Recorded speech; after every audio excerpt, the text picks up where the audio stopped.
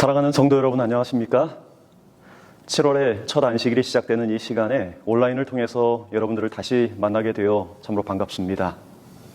올 여름은 그 어느 때보다도 더 무더운 여름인 것 같습니다. 이 무더위 속에서 하나님의 돌보시는 은혜 가운데 영육간에 강건하시기를 간절히 기도합니다. 저는 7월이 되면 생각나는 한 시가 있습니다. 바로 이육사 시인이 쓴 청포도라고 하는 시입니다. 아마 아시는 분들이 많이 있을 것이라고 생각이 됩니다. 그 시의 내용은 이렇습니다. 내 고장 7월은 청포도가 익어가는 시절. 이 마을 전설이 주저리 열리고 먼데 하늘이 꿈꾸며 알알이 들어와 박혀 하늘 밑 푸른 바다가 가슴을 열고 흰 돛담배가 곱게 밀려서 오면 내가 바라던 손님은 고달픈 몸으로 청포를 입고 찾아온다고 했으니 내 그를 맞아 이 포도를 따먹으면 두 손은 한뿍 적셔도 좋으련. 아이야, 우리 식탁엔 은쟁반에 하얀 모시수건을 마련해 두렴. 1939년 문장이라고 하는 잡지에 발표되면서 알려지게 된 이 시는 일제 강점기 시절에 빼앗긴 나라를 되찾고 싶은 시인의 간절한 염원을 담고 있습니다. 이 시에 나오는 청포도, 푸른 바다, 하얀 모시수건 같은 이런 이미지들은 그토록 사랑하는 님을 다시 만날 희망과 기대를 안고 순결하게 살아가고픈 시인의 소망의 표현입니다. 어떤 면에서 우리도 빼앗긴 나라를 다시 기다리며 살아가는 사람들입니다. 이 시의 시인처럼 사랑하는 주님을 다시 만날 희망과 기대를 안고 살아가는 하늘 실향민들이 우리 재림 성도들이라고 할 수 있겠습니다. 우리도 그 시인처럼 순결하게 살면서 매일의 삶에서 하늘이 우리의 삶 속에 알알이 들어와 박혀 우리 삶의 열매를 맺어야 하는 재림 성도로 이 세상을 살아가고 있는 것입니다. 이런 의미에서 저는 이번 7월 한 달 동안 여러분과 함께 너무나 잘 알려진 포도나무와 가지의 비유로 유명한 요한복음 15장 말씀을 함께 살펴보고 묵상하며 그 안에서 우리에게 말씀하시는 하나님의 음성을 함께 듣기를 원합니다. 중국 내지의 선교사였던 허드슨 테일러라고 하는 사람이 있습니다. 그는 하나님을 믿는 믿음으로 중국에서 선교를 시작했습니다. 그의 사역의 범위가 확대되고 늘어나면서 재정과 인력이 많이 필요했지만 그를 도와주는 사람은 아무도 없었습니다. 그는 무거운 정신적인 부담으로 매일 밤마다 잠을 이룰 수가 없었습니다. 그리고 마침내 신경쇠약까지 걸리게 되었습니다.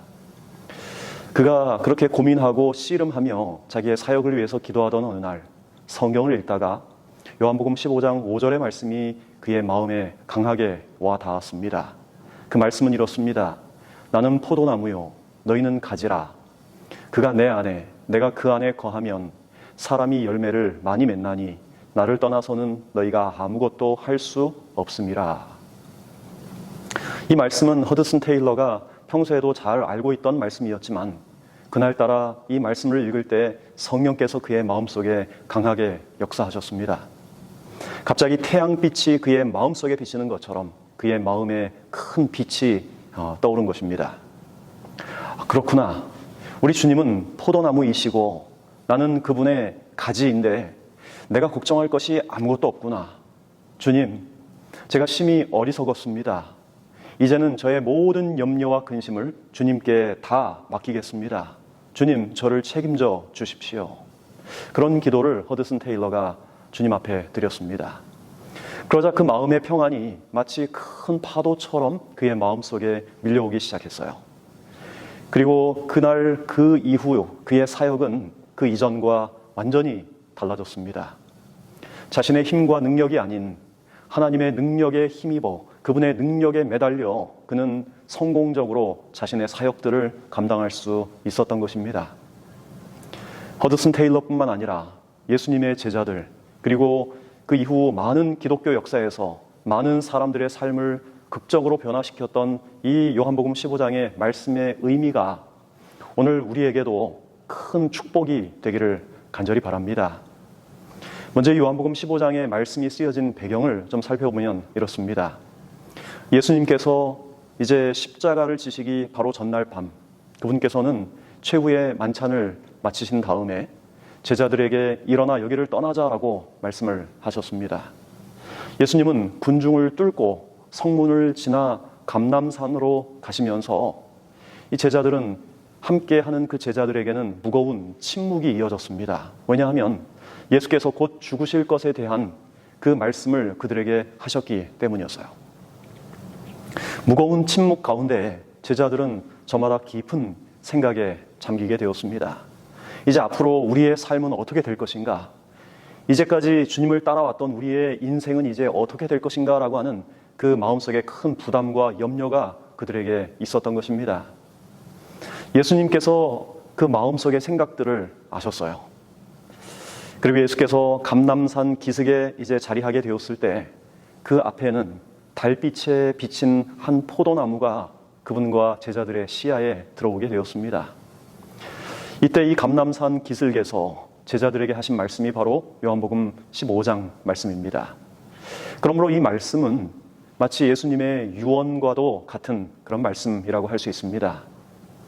예수님께서 이제 십자가에 달려 돌아가시기 전에 이 말씀을 그 감람산 위에서 제자들에게 주신 두 가지 목적이 있었습니다. 첫째 목적은 예수님께서 이 세상에 대한 자신의 사명을 제자들이 알게 되기를 원하셨습니다. 그리고 두 번째는 예수께서 이제 다음 날 십자가에 죽으실 텐데에 그 이후에 제자들이 그들에게 맡겨진 사명을 위해서 어떠한 삶을 살아야 하는지 알려주기를 심히 원하셨습니다. 즉 예수께서 무엇을 위해서 이 땅에 오셨는지, 그리고 예수께서 이루고자 하는 것이 어떻게 제자들을 통해서 이루어질 것인지를 예수님은 가르쳐주고 싶으셨습니다. 여러분이 아시는 대로 요한복음 14장과 16장, 이 15장을 앞뒤로 하고 있는 그 두 장에는 예수님께서 제자들을 떠나가신 이후에, 예수께서 승천하신 이후에 이 땅에 오시게 될 보혜사 성령에 대한 말씀이 기록되어 있습니다. 그리고 14장과 16장 그 사이에 바로 이 요한복음 15장의 말씀, 이 포도나무의 비유, 이 말씀이 그 안에 들어있는 것입니다. 그러므로 이 말씀은 우리가 성령의 인도를 따라 사는 삶이 어떤 것인지, 그리스도 안에 거하며 능력 있게 사는 그 삶의 모습이 어떤 것인지를 우리에게 구체적으로 가르쳐주고 보여주는 그런 말씀인 것입니다. 제가 이전에 설교할 때는 설교를 하면서 이제 이렇게 삽시다, 이렇게 사는 저와 여러분이 되기를 간절히 바랍니다 라고 제가 설교를 자주 했었습니다. 물론 성경을 통해서 우리에게 가르치는 그 윤리적인 어떤 가르침, 그리고 실천적인 가르침들을 나누는 것은 매우 필요합니다. 그런데 어느 날 그렇게 설교하는 제 설교가 어딘가 조금 잘못되었다는 사실을 깨달았습니다. 왜냐하면 사람들이 그렇게 살 수 있는 능력과 힘이 없다는 사실을 알게 된 것입니다. 제가 제 자신을 들여다보아도 그 사실을 너무나 잘 알 수 있습니다. 하나님 말씀대로 살고 싶어서 어느 날은 제 마음속에 큰 감동이 있어서 그렇게 살고 싶은 그 결심을 새롭게 하지만 저의 결심은 어느 순간 너무나 쉽게 허물어지는 것들을 보는 것입니다. 여러분, 우리에게 정말로 필요한 것은 그렇게 살아야 한다라고 하는 어떤 논리가 아니라 실제로 그렇게 살 수 있는 능력인 것입니다. 그런 면에서 이 요한복음 15장은 그 능력을 우리가 어떻게 힘입을 수 있는지를 보여주는 정말 중요하고 정말 필요한 말씀이라고 할 수 있습니다. 요한복음 15장 1절의 말씀을 보도록 하겠습니다. 내가 참 포도나무요 내 아버지는 그 농부라. 예수님은 이 말씀을 시작하면서 자신을 포도나무라고 말씀하고 계십니다. 여러분, 그 광경을 여러분들이 생각해 보십시오. 앞에 포도나무가 보입니다. 그 포도나무를 가리켜 말씀하시면서 예수님은 자신을 포도나무라고 말씀하고 계시는 거예요. 여러분, 왜 예수께서 하필 자신을 포도나무라고 말씀을 하셨을까요? 승리의 상징인 우아한 종려나무나 혹은 갖가지 향기를 바라는 정말 멋진 백향목, 혹은 좋은 기름을 내는 감람나무도 아니고 이 포도나무를 선택하신 특별한 이유가 있었습니다. 거기에는 몇 가지 의미가 있습니다. 첫째, 이 포도나무를 예수께서 자신이라고 말하신 것은 하나님과의 친밀하고 아주 절대적인 관계를 말씀하고 계시는 것입니다. 여러분, 종려나무나 백향목은 홀로 서 있을 수 있는 나무예요. 아무런 지주가 필요하지 않습니다. 하지만 포도나무는 반드시 지주가 있어야 설 수 있는 나무가 바로 포도나무이죠. 이것은 예수께서 하나님의 거룩한 능력에 절대적으로 의존하며 사셨다는 사실을 우리에게 보여줍니다. 예수님은 마태복음 28장 19절에서 하늘과 땅의 모든 권세를 내게 주셨다고 말씀하셨어요. 하늘과 땅의 이 모든 권세를 하나님께서 예수님에게 주셨다고 말씀하신 것입니다. 그분은 심지어 요한복음 10장 18절에서 나는 목숨을 버릴 권세도 있고 그 목숨을 다시 찾을 권세도 있다라고 말씀을 하셨어요. 하지만 그분께서 요한복음 5장 30절에서는 내가 아무것도 스스로 할 수 없노라고 말씀하셨어요. 여러분, 참 아이러니하죠? 하늘과 땅의 모든 권세를 가졌지만 심지어 목숨을 버릴 권세도 있고 그것을 다시 얻을 권세도 있으셨지만 아무것도 스스로 할 수 없으셨던 분께서 자신을 지주를 감고서야 설 수 있는 포도나무로 비유하신 것입니다. 이것은 예수께서 이 땅에 계실 때 하나님과 더불어 얼마나 친밀한 관계를 가지셨는지를 우리에게 상징적으로 보여주는 것입니다. 둘째, 예수께서 자신을 포도나무라고 말씀하신 그 이유는 생명적인 연합이 가져다 주는 은혜의 풍부함을 우리에게 가르쳐주고 계신 것입니다. 생명적인 연합이 얼마나 큰 은혜와 그 풍부함을 우리에게 가져다 주는지요.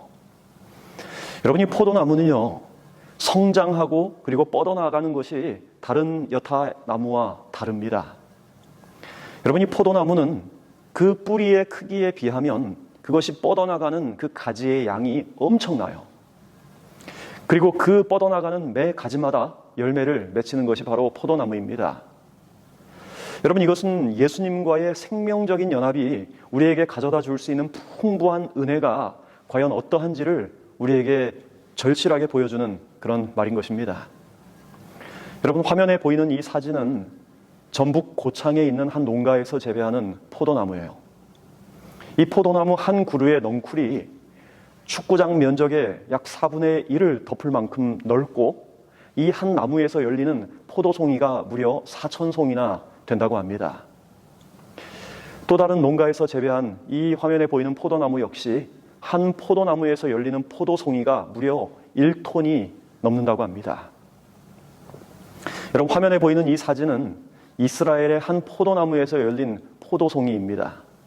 여러분, 이 화면에서 보이는 이 사진에서 그 크기, 이 포도 한 송이의 크기가 정말 상상을 뛰어넘지 않습니까? 여러분, 구약 성경에 보면 이스라엘 백성들이 가데스 바네아에서 약속의 땅 가나안, 젖과 꿀이 흐르는 땅을 40일 동안 정탐하고 돌아옵니다. 근데 정탐하고 돌아오는 그 정탐꾼들 2명이 에스골이라고 하는 골짜기에서 포도 열매를 가져왔는데 2사람이 그것을 어깨에 메고 올 정도로 그 포도송이가 컸다고 성경은 기록합니다. 이 그림을 보면 아마 그들이 2사람이 어깨에 메고 와야 했던 그 이유를 조금은 알 수 있을 것 같습니다. 시편 31편 19절에서는 이렇게 말씀하고 있습니다. 주를 두려워하는 자를 위하여 쌓아두신 은혜, 곧 주께 피하는 자를 위하여 인생 앞에 베푸신 은혜가 어찌 그리 큰지요. 이 시를 쓴 다윗은 하나님께서 그분의 창고에 은혜를 쌓아두고 계신다고 말씀하고 있습니다. 그리고 그 은혜는 하나님을 두려워하고 그분께 피하는 사람들을 위해서 쌓아두신 은혜라고 말씀하고 있어요. 여러분, 그 말은 우리가 하나님과의 어떤 생명적인 연합을 이룰 때 우리도 그 풍성한 은혜를 얻게 될 것이라는 말입니다. 여러분, 이 포도나무는 구약 성경에서 이스라엘 백성들을 가리키는 상징적인 표현이기도 합니다. 이사야 5장 1절 2절의 말씀을 보겠습니다. 내가 나의 사랑하는 자를 위하여 노래하되 나의 사랑하는 자의 포도원을 노래하리라. 나의 사랑하는 자에게 포도원이 있으며 심히 기름진 사내로다. 땅을 파서 돌을 제하고 극상품 포도나무를 심었었도다. 그 중에 망대를 세웠고 그 안에 술틀을 팠었도다. 좋은 포도 맺기를 바랐더니 들포도를 맺혔도다. 여러분, 하나님은 특별한 목적을 가지고 이스라엘 민족들을 선택하셨습니다. 그들의 삶을 통해서 그들뿐만 아니라 땅의 모든 민족들, 하나님을 모르는 모든 이방 민족들을 구원하는 것이 하나님의 목적이었죠. 그런데 이스라엘 백성들은 실패했습니다. 이스라엘 백성들은 자신들이 하나님의 선택된 백성이라고 하는 대단한 자부심을 가지고 있었습니다. 그들은 자신들이 극상품 포도나무라고 하는 교만함에 빠지게 된 것입니다. 그런데 예수님은 이렇게 믿고 있는 제자들에게, 그 유대인들의 선민의식에 갇혀있는 제자들에게도 자신이 포도나무라고 말씀하고 계시는 것입니다. 어쩌면 우리도 구약의 이스라엘 백성들처럼, 그리고 예수님을 가까이에서 따랐던 제자들처럼 그들이 했던 그 실수와 착각을 반복하고 있지는 않습니까? 우리는 소위 진리교회라고 하는 이 진리교회에 속해 있다는 자부심 때문에 우리가 놓치지 말아야 할 정말 중요한 것을 놓치고 혹은 착각하고 있지는 않습니까? 우리는 성경의 안식일, 성경이 가르치는 건강기별, 그리고 하늘 성소의 메시지, 그리고 천년기, 그리고 예수님의 재림에 대한 그 성경적인 진리들을 너무나 밝히 알고 또 가지고 있습니다. 그런데 우리가 이 진리를 가졌다고 해서 우리가 자동적으로 하나님의 생명에 참여하는 자가 된다고 생각하지 말아야 합니다. 우리는 오직 예수 그리스도를 통해서, 내가 곧 길이요 진리요 생명이라고 말씀하신 예수 그리스도를 통해서만 영적인 생명을 우리가 얻을 수 있는 것입니다. 여러분, 이것이 예수께서 이 말씀을 통해서 하시고 싶은 말씀이셨습니다. 여러분, 우리가 이 가지고 있는 진리를 통해서 우리가 예수님과 날마다 더 연결되지 않으면 우리는 영적 생명을 결코 얻을 수가 없는 것입니다. 그러므로 우리가 가진 진리에 만족할 것이 아니라 이 진리를 통하여 길이요 진리요 생명이 되시는 예수님께 날마다 가까이 나아가는 저와 여러분이 되기를 간절히 소망합니다. 요한복음 15장 2절, 물은 내게 있어 과실을 맺지 아니하는 가지는 아버지께서 이를 제해 버리시고. 여러분, 여기 있는 말씀 가운데 무릇 내게 있어라고 하는 이 말의 의미가 무엇일까요? 여러분, 이 말씀은 예수께 속해 있는 것처럼 보이지만 과실을 맺지 않는 가지가 있다는 사실을 우리에게 알려줍니다. 이 부류의 사람들은 참된 신자가 되어서 예수께 붙어 있는 사람이 아니라고 하는 사실이에요. 이 사람은 겉모습은 신자처럼 보이고 교회를 다니지만 예수의 말씀에 귀를 기울이지만, 그러나 영적인 의미에서 예수와 연결되어 있지 않은 사람을 가리키는 것입니다. 예수님을 오랫도록 믿었지만 그들의 인격과 삶에, 그들의 품성에 전혀 변화가 없는 사람들을 가리키고 있는 것이죠. 여러분, 제품과 열매의 차이가 무엇일까요? 제품은 납품 기일의 압력을 받으면서 공장에서 복잡한 생산 라인을 거쳐서 똑같은 모양으로 만들어지는 상품을 말합니다. 제품은 그것을 만들어내는 그 틀과 기계에 의해서 똑같은 획일화된 것들이 반복되어 생산이 되는 것이죠. 하지만 열매는 그렇지 않습니다. 열매는 한 나무에서 열리더라도 그것이 모양과 맛과 색깔이 다 다른 것입니다. 여러분, 이 열매는 공장에서 만들어지는 것이 아니라 뜨거운 태양이 내리쬐는 밭에서, 그리고 논에서 만들어지죠. 그런데 많은 그리스도인들이 그들의 삶 속에서 열매를 맺기보다 제품을 만들어 내려고 합니다. 여러분, 열매는 관계로부터 저절로 오는 자연적인 결과입니다. 복숭아 나무에 달린 먹음직스러운 복숭아를 한번 생각해 보십시오. 그 복숭아는 내가 익어야겠다라고 결심하고 매일매일 몸부림치면서 노력하지 않는 것입니다. 오히려 가만히 복숭아 나무에 붙어 있을 뿐이죠. 가지에 붙어 있기만 하면 맛있는 과일이 만들어지는 것입니다. 여러분, 이 진리는 우리의 삶에 있어서도 마찬가지입니다. 우리가 정말로 예수님과 올바른 관계를 가지고 살아간다면 우리 삶 속의 열매는 저절로 맺히게 되는 것입니다. 그러므로 내 삶에 열매가 없다면 예수와의 관계부터 다시 재점검해 보아야 하는 것입니다. 여러분, 우리는 너무나 무력한 존재예요. 우리 스스로 아무런 열매도 맺을 수가 없는 것입니다. 많은 사람들이 스스로 그리스도인이라고 고백하면서도 열매 없는 삶을 살아가고 있습니다. 많은 사람들이 그리스도의 아름다운 품성에 매료되지 못하면서도 그들 삶 속에 그리스도인의 열매를 맺기를 원한다고 하는 것입니다. 여러분, 그러나 우리가 낙심하지 말아야 할 것은 우리는 여전히 우리가 비록 열매를 맺지 못하고 있을지라도 여전히 하나님의 자비하심의 대상이라고 하는 사실입니다. 호세아 11장 8절 9절의 말씀, 에브라임이여 내가 어찌 너를 놓겠느냐, 이스라엘이여 내가 어찌 너를 버리겠느냐, 내가 어찌 아드마같이 놓겠느냐, 어찌 너를 스보임같이 두겠느냐, 내 마음이 내 속에서 돌아서 나의 긍휼이 온전히 불붙듯하도다. 내가 나의 맹렬한 진노를 바라지 아니하며 내가 다시는 에브라임을 멸하지 아니하리니 이는 내가 사람이 아니요 하나님이라. 오늘 여러분에게 이 하나님의 사랑에 대한 확신이 있습니까? 비록 내 삶에 열매가 없고 내가 매일 넘어지고 실수하고 하나님을 아프시게 할지라도 오늘 우리를 여전히 버리지 않으시고 우리를 여전히 사랑하시며 우리를 위해서 그분의 목숨을 내어버리신 그 하늘 아버지의 그 사랑의 마음이 여러분에게 느껴지십니까? 오늘 여러분 안에 그리스도의 생명이 있습니까? 그분의 사랑을 받을 때 기쁘고 그분의 사랑을 받지 못할 때 여러분 마음속에 느껴지는 어떤 고통이 있습니까? 오늘 여러분의 마음에 평안이 있습니까? 만약에 그런 평안함이 여러분 마음속에 늘 없다면 여러분 마음이 그것에 대하여 아파하고 목말라 하고 있습니까? 여러분, 우리는요, 교회에 잘 다니는지 혹은 교회에서 어떤 직분을 맡고 봉사하고 있는지 헌금 생활을 하고 있는지 이런 질문에 대해서 그렇습니다라고 자신 있게 답변할 수 있을지 모릅니다. 그런데 여러분, 많은 그리스도인들에게 당신 안에 기쁨이 있습니까?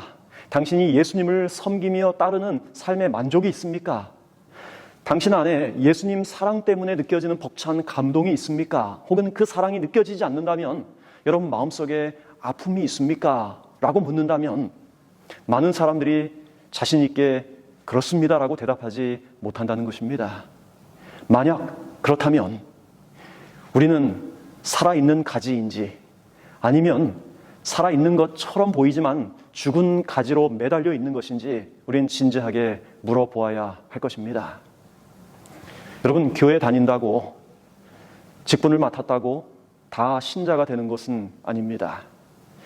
예수님을 만나는 생명적인 연합이 그의 삶 속에서 실제적으로 없으면 그 사람은 아무것도 아닌 것입니다.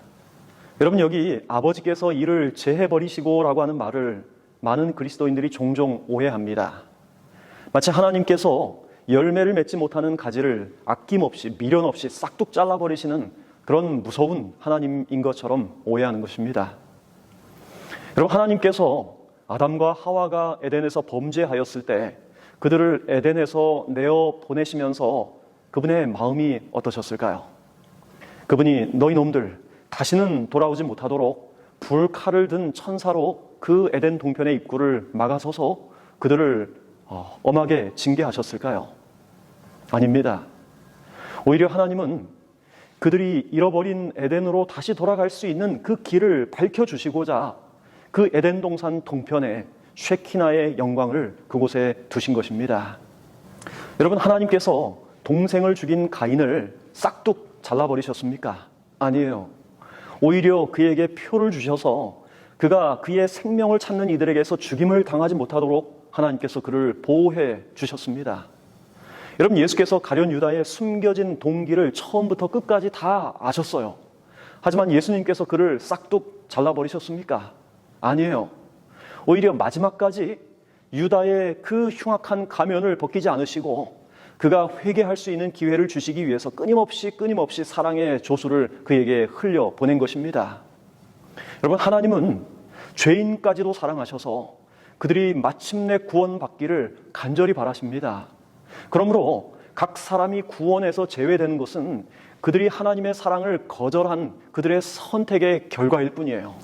각 사람은 스스로 하늘에 적합하지 않기 때문에 하늘에서 스스로 제외되는 것입니다. 아무도 하나님의 사랑을 이 세상에서 끊어내지 못하는 것입니다. 자신의 의지와 자신의 선택 외에는 말이죠. 제가 앤드루스 세미나리에서 공부하던 시절에 갈랜드라고 하는 학생 아파트에서 살았습니다. 근데 제가 사는 그 건물 옆에 아주 큰 나무가 있었는데 어느 날 밤 아주 세찬 비바람이 불더니 아침에 나가보니 그 나무가 정말 아슬아슬하게 건물을 비껴서 쓰러져 있었습니다. 그런데 평상시에 겉보기에 멀쩡해 보였던 그 나무의 속이 쓰러진 그 다음에 텅텅 비어 있었다고 하는 사실을 알게 되었습니다.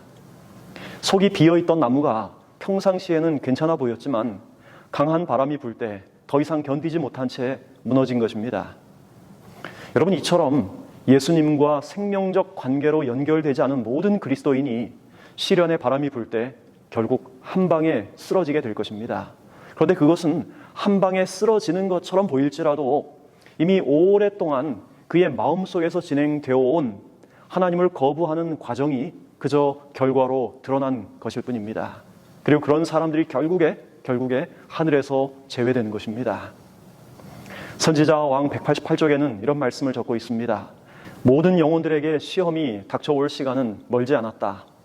참 경건은 거칠에만의 경건과 분명히 구별될 것이다. 그 찬란함 때문에 우리들이 감탄해왔던 많은 별들이 그때의 어둠 속으로 사라질 것이다. 성소의 장식품으로 꾸몄으나 그리스도의 의를 옷 입지 않은 사람들은 그때 자신들의 벌거벗은 수치를 드러낼 것이다. 오늘 우리는 진정으로 이런 질문을 해야 합니다. 하나님, 저는 정말 주님과 연결되어 있습니까? 하나님, 저는 정말 하나님의 자녀입니까? 여러분, 마태복음 25장에는 마지막 날 명확하게 갈라질 두 부류의 그리스도인들에 대하여 말하고 있어요. 그 두 부류의 사람들은 다 그리스도인들입니다. 한 부류의 사람들은 이렇게 말하죠. 주님, 내가 주님을 위하여 이런 일도 하고 저런 일도 했습니다. 주님이 옥에 갇혀 있을 때, 주님이 가난할 때 제가 찾아가고 먹을 것을 주었습니다. 그러나 주님은 그들에게 말합니다. 내가 너희를 도무지 알지 못하니 불법을 행하는 자들아, 내게서 떠나가라. 사랑하는 성도 여러분, 오늘 우리의 생명이 주님과 연결되어 있지 않다면 오늘 진지하게 우리의 삶을 주님 앞에 고백하며 우리의 생명을 소생시켜 달라고 하나님께 간구하게 되기를 간절히 바랍니다. 그래서 우리의 삶이 그저 무늬와 껍데기가 아닌 정말 우리의 삶 속에 우리의 삶을 변화시키는 하나님의 능력이 우리 안으로 날마다 공급되어지는 그런 삶을 살아가게 되기를 간절히 바랍니다. 오늘 이 안식일 하나님의 평안이 저와 여러분들에게 함께 하시기를 바라면서 말씀을 마치겠습니다. 다 함께 기도하겠습니다. 하늘에 계시는 사랑의 아버지 하나님, 포도나무이신 예수님, 그분께 매달려 있는 가지가 되도록 도와주시옵소서. 매달려 있는 것처럼 보이는 가지가 아닌 정말 매달려서 하나님과 똑같은 품성으로 날마다 변화되고 꼴지어가는 주님의 사랑하는 종들 되게 인도하여 주시옵소서. 비록 우리의 삶을 돌아볼 때 우리의 삶이 참으로 초라하고 형편이 없고 주님과 멀리 떨어져 있는 것처럼 보이지만, 그러나 오늘 우리의 마음을 주님께 다시 한번 드리오니 우리의 삶을 변화시키고 우리의 삶을 받아 주시옵소서. 예수님의 이름으로 간절히 기도드립니다. 아멘.